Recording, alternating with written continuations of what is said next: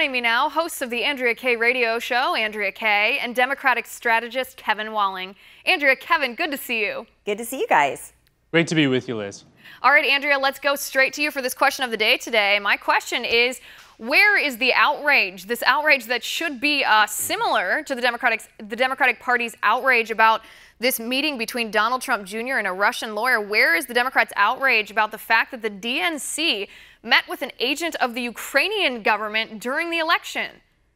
Well, of course there's no outrage. You know, bless his heart, Adam Schiff, for trying to somehow, mitigate the damage by trying to act as though what they did was somehow better than what the Trump campaign did. Look, you know, it's just kind of funny to me, Liz, that every time there's a bombshell, you know, that they throw out towards the Trump campaign, once the smoke clears, who do we end up seeing is done as bad, if not worse? The left, the DNC, and Hillary. And it kind of reminds me of the great Judge Judy, who always says, hey, don't come into my courtroom with dirty hands, because when you do, and we start sifting through the facts, you're really likely to find yourself on the wrong side of the judgment. And that has happened again and again and again with this phony Trump-Rush collusion story. Right. It seems to be the case here. Kevin, let me ask you. I mean, we heard Congressman Schiff's defense here. He said it was a little bit different. In my opinion, he bumbled it a little bit. What is the difference here? I mean, materially, it seems that the Ukrainian government actually made a difference in the campaign, impacted the campaign, and we don't really have proof that Russia did. Sure, it's a lot different, Liz. And I think at the outset, you make a good point at the intro of this program, saying we should condemn any kind of foreign government trying to interfere in our democracy.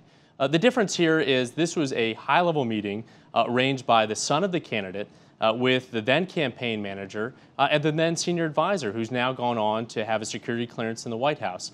On the DNC side, involved a young woman. I actually know the young woman. Who was a contract part-time employee who's Ukrainian-American that was asking some questions about Paul Manafort's potentially illegal work in the Ukrainian presidential election. Wait a second. Let me just interject really quickly. Completely different No, let me interject because I want to Liz. clarify to see if it is different. So you're saying that this young woman who was an official employee of the Democratic Party met with the Ukrainian government. She was a contract part-time employee. She was an official employee then. Whatever her hours were is pretty much irrelevant in my mind. But she met with an official from the Ukrainian government to conduct opposition research on a member of the Trump campaign. That literally, unless I'm missing something, it's literally the exact same thing. Absolutely not. This involves the lowest level of an employee at the DNC. Andrea, it's completely different. Don Jr. was not an employee. Don Jr. was not an employee of anybody but the Trump organization. He was not an employee of the Republican Party. But the campaign manager, Andrea, the campaign manager was in on that meeting with at least two Russian agents in Trump Tower with Donald Trump a floor above. You know who was in on that meeting? It's a disgrace. Let's talk about who was in on that meeting. Some Russian lawyer that was brought here in some emergency fashion. A Russian agent and a former KGB official, Andrea. Kevin, she has already said that she was not an agent for the Russian government. She has said multiple times. If you ask a crook, are they going to say that they're a burglar? Kevin, she was not an agent for the Russian government. Okay, I have to agree with Kevin, Andrea. I have to agree with Kevin on that. I don't believe a Russian lawyer when she claims she's not part of the Russian government. Who knows if she is? Don't believe what the government line is from Russia? May I get to my point? Sure. Regardless of who she was representing, she was brought here by Loretta Lynch under some sketchy circumstances, and then what she got here without even a visa. If she's representing the Russian government and is such a threat to our democracy, why did Loretta Lynch and others let her in here? Why did she pal around with Obama and was seen all over Washington, D.C. in a variety of different anti-Trump demonstrations? Why was she sitting behind Obama's ambassador to Russia? I say instead of bringing Don Jr.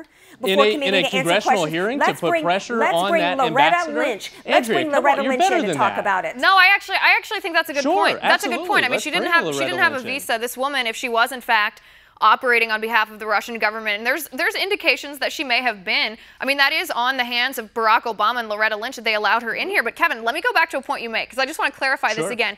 So your problem or your differentiation between these two scenarios, Don Jr. meeting with a Russian lawyer and a DNC staffer meeting with the Ukrainian government, your problem, if I'm understanding how you articulated this correctly, is that it's the level of employee that bothers you. So it bothered you because it was a low level. It didn't bother you because it was a low level employee of the DNC, but it did bother you because it was the son of a candidate? Listen, this is problematic anytime a foreign government tries to interfere in our democracy. You said that at the outset, and I completely agree with you. We're talking about the son of the candidate, the campaign manager at the time, and the son-in-law of the candidate having a very high-level meeting with Russian agents that they lied about multiple times and didn't disclose initially, especially on Jared Kushner's part, with his security forms. He's now lied about 3 separate Russian meetings. Wait a second, though, but doesn't that violate the idea? This woman at the DNC. Doesn't that violate the idea that we're all held accountable for our actions and our behavior, not who we are? I mean, doesn't that violate the idea of equality? We should be held accountable. I mean, shouldn't we look at the substance of these people's actions and not their salaries to hold them accountable here? So, I mean, thinking in that vein, how is it different? How is it different what she did? I mean, what she did is she met with a foreign government to try to get opposition research on a member of the Trump campaign at the time, but she was using a foreign government as her research, and I guess I don't understand why Democrats didn't condemn that. Sure.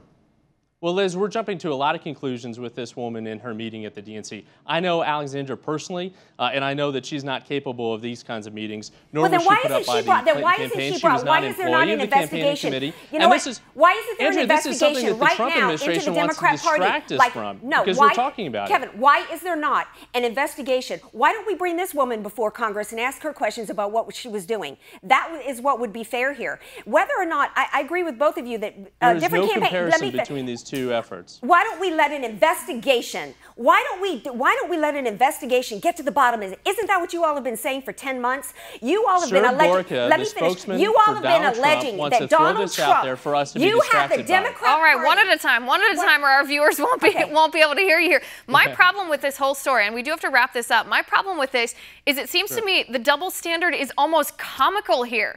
I mean, I think it was wrong in both cases. I don't think there's any evidence of a crime. I mean, it's certainly not treason. It's not conspiracy. It's not collusion. There's not campaign finance violations here. No FEC rules have been violated to my knowledge in my research here. My problem is the double standard. I mean, Democrats are actually calling this treasonous when Don Jr. met with an agent of the Russian government, perhaps, certainly a Russian lawyer, to get dirt basically on Hillary Clinton. But the Democratic National Committee did the same thing, and they don't have a problem. And to me, that makes this seem just like a smear effort against the Trump administration.